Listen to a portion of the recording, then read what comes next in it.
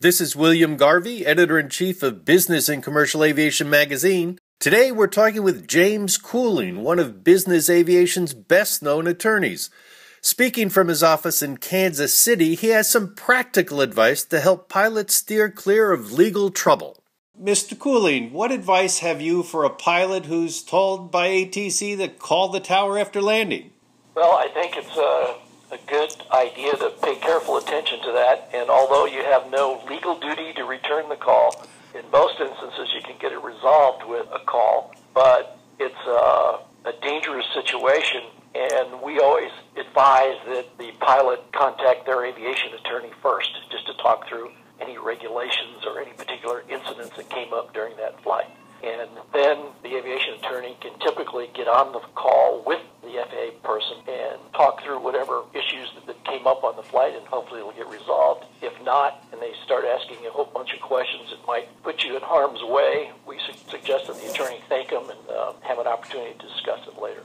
Is there a chance that the controller, upon hearing that there's an attorney on the line, be further biased, thinking the guy is guilty? Why else would he have an attorney on the line? No, if the attorney advises the controller that his client has contacted him and he suggested that he listen, I can tell you that the controllers are quite used to that. I've been on the call many times with controllers, and I think they think that the pilot is just being cautious because it is a situation that who knows what the call's about. Jim, one other not uncommon situation is a sudden ramp check. The inspector comes up to the pilot and says, "Show me your credentials." What happens then?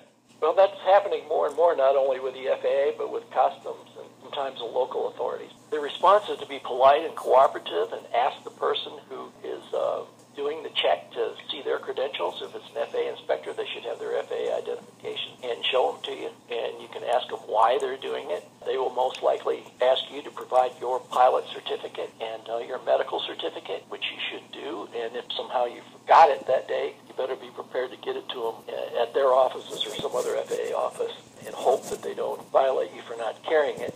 They may ask you to see the airworthiness certificate on the airplane, their certificate of registration. They're entitled to look and know if the aircraft's an annual. They're entitled to know about the aircraft operating limitations, which you're supposed to carry on board. If it's a Part 91 flight, they don't have any right to board the aircraft. And if the inspector points out some type of airworthiness issue that they believe is an airworthiness problem and you're getting ready to take off on a flight, I'd be very cautious about flying an unworthy aircraft and get that fixed before you take off.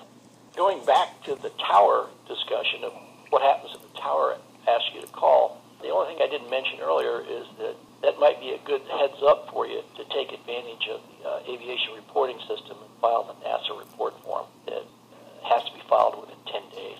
So long as it's not an intentional violation, you wouldn't have to serve any suspension if it's the first time that it's occurred within 5 years, or the first time you've used it within 5 years. Sensible counsel from attorney and pilot James Cooling. This is William Garvey of Business and Commercial Aviation magazine. Thanks for listening.